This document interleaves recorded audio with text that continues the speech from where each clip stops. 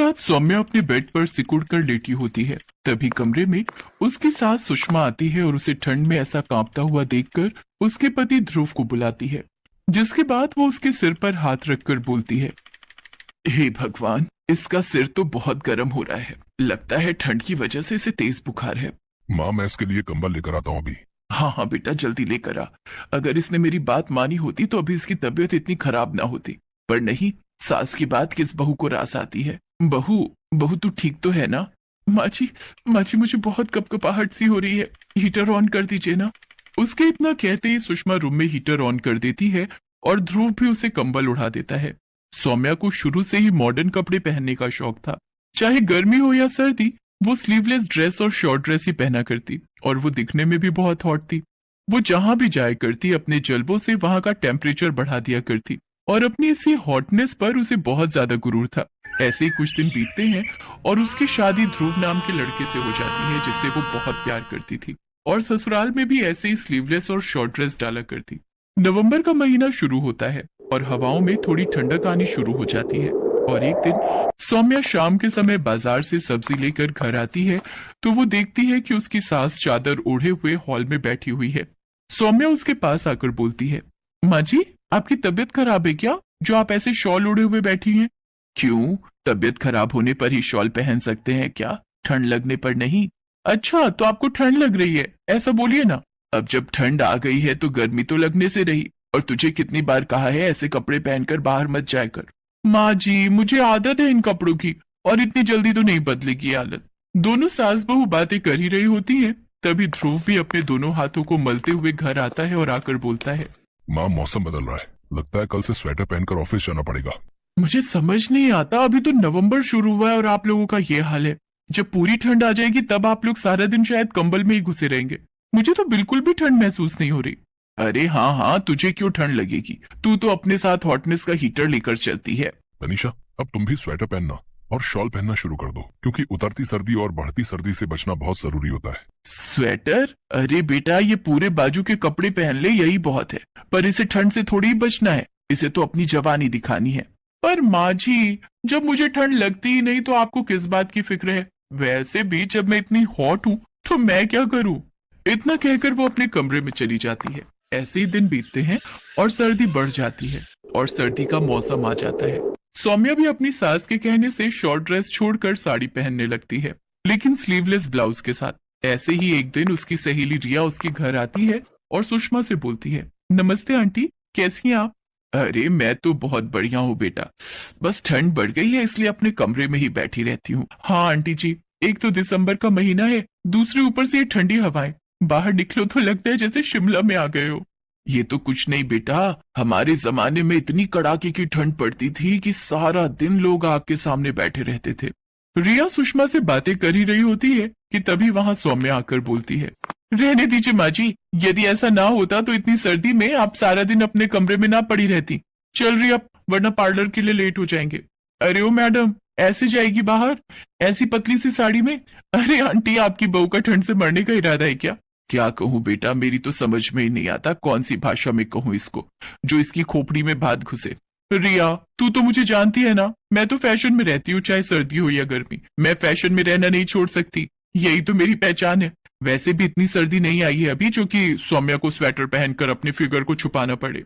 तू नहीं सुधरने वाली, लड़कियों को ठंड नहीं लगती, मैंने ये बात सुनी थी, लेकिन आज तुझे देखकर यकीन भी हो गया। ये लाइन तुझ पर ही ठीक बैठती है। अब मैं इतनी हॉट हूं तो मैं क्या करूं? इतना कहकर वो पतली सी साड़ी में रिया के साथ बाहर चली जाती है। ऐसे ही एक दिन वो फ्रिज से ठंडी ठंडी आइसक्रीम निकालकर खाने लगती है। तभी उसकी सास उससे बोलती है, बहू, बहू, ये आइसक्रीम तो फ्रिज में रखी थी ना? अरे अगर खानी ही थी तो पहले कुछ देर बाहर निकाल कर रख देती ताकि इसकी ठंडक कुछ कम हो जाती। माँ जी, आपको क्या पता, ठंड में ठंडी ठंडी आइसक्रीम खाने का अपना एक अलग ही मजा होता है। लो लो, आप भी ट्राई करो। जब आइसक्रीम आपके गले से पेट में जाएगी ना और जो ठंडक महसूस होगी ना, हाँ, उसकी तो बात ही कुछ और है। अरे तू ही खा इसे और तू ही ले इसका मजा, मुझे नहीं मरना। जिसके बाद सौम्या मुंह बनाकर वहां से चली जाती है। अगले दिन सौम्या अपनी सास के साथ कहीं जा रही होती है, लेकिन वो अपनी सास से कुछ आगे आगे चलती है। तभी कुछ लड़के इतनी ठंड में उसे देखकर उसे छेड़ते हुए बोलते हैं, अरे यार, आज अचानक से इतनी गर्मी क्यों लग रही है बे? अरे जब इतनी हॉट आइटम सामने से जाएगी तो माहौल में गर्मी तो आएगी ना। वैसे लड़कियों के ऊपर ठंड का असर नहीं होता है ना। अरे यार, पतली कमर वाली को देख करके यही लगता है मुझे। अरे यार, अगर ऐसी लड़की तेरे भाई की जीएफ बन जाएगी ना तो भाई ठंड में तो हीटर का पैसा ही बच जाएगा। ये सब सुनकर उसकी सास सुषमा उन लड़कों के पास जाकर बोलती है, बेटा ठंड भगाने के और भी तरीके होते हैं, वो क्यों नहीं ट्राई करते? मैं मतलब नहीं समझा आंटी जी। अरे बेटा क्या बात करते हो, अभी मतलब समझाती हूँ। इतना बोलकर वो सामने वाली दुकान से झाड़ू उठाकर उन दोनों की धुलाई करने लगती है और बोलती है, इतनी गर्माहट काफी है क्या, या 2-4 झाड़ू और लगाऊं ताकि गर्माहट के साथ साथ घमौरियों का भी एहसास हो जाए? उसके इतना कहते ही वो दोनों लड़के वहां से 9-11 हो जाते हैं और आसपास के लोग उसे देखने लगते हैं। तभी सौम्या उस पीछे मुड़कर देखती है, उसकी सास ने हाथ में झाड़ू लिया है और वो गुस्से में खड़ी है। जिसके बाद वो सास के पास जाकर बोलती है, माँ जी आप बीच रोड में झाड़ू हाथ में लिए क्यों खड़ी हैं? आसपास के सभी लोग आपको देख रहे हैं, नीचे खींचे झाड़ू और चले घर। और वो सुषमा का हाथ पकड़कर उसे घर ले आती है जहाँ ध्रुव भी था। तभी सुषमा अपना हाथ छुड़वाते हुए कहती है, छोड़ मेरा हाथ, और अब प्यार से नहीं बोलूंगी। सर्दी में अपनी इस हॉटनेस को त्याग कर सर्दी में अपने इस शरीर को ठंड से बचाने के बारे में सोच। देख अपनी स्किन को ठंडी हवा लगने से कैसी रूखी सी हो गई है। गली मोहल्ले के लड़के इसे देखकर ऐसी बातें बनाते रहते हैं। क्या हुआ माँ, आप इतने गुस्से में क्यों हैं? गुस्से में तो मुझे होना चाहिए ध्रुव जी। आज इन्होंने बीच रोड में 2 लड़कों को झाड़ू से सूद दिया क्योंकि वो मुझ पर कमेंट कर रहे थे। हाँ तो इसमें गलत क्या है? बल्कि तुम्हें तो खुश होना चाहिए, माँ ने ऐसा किया तुम्हारे लिए। इनके ऐसा करने की वजह से जिनका मेरे पर ध्यान नहीं था वो भी मुझे घूर घूर कर देखे जा रहे थे, उसका क्या? अब सर्दी में ऐसे कपड़े पहनकर घूमोगी तो लोग तुझे नहीं देखेंगे तो और क्या देखेंगे? ये जो तू कहती रहती है ना सर्दी क्या तेरा बिगाड़ लेगी, एक दिन ये सर्दी तेरे ऊपर कहर बरसाकर जाएगी। हाँ, इतना कहकर बिना कुछ सुने ही वहां से चली जाती है। समय बीतता जाता है और एक दिन सर्दियों के कारण बहुत कोहरा था। तभी सौम्या रिया से मिलने एक पतली सी शॉल पहनकर बाहर जाने लगती है। तभी उसकी सास बोलती है, अरे बहू तेरा जाना जरूरी है क्या? मौसम देखकर लगता है कि बहुत बारिश होगी, तू कुछ गर्म पहन ले और छतरी भी ले जा। अरे माँ जी आप चिंता मत करो, मैं थोड़ी देर में ही तो घर आ जाऊंगी।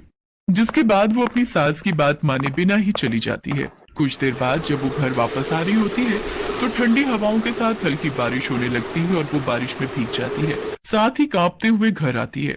उसे ऐसा कांपते हुए देखकर उसकी सास उसे तौलिया लाकर देती है।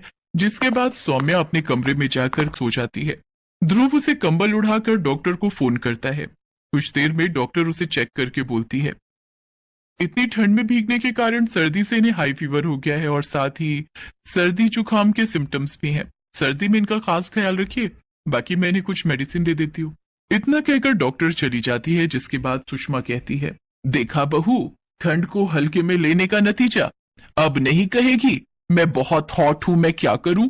नहीं माँ जी मैं समझ चुकी हूँ, हर चीज की हद होती है और फैशन के चक्कर में हमें खुद को नुकसान नहीं पहुंचाना चाहिए।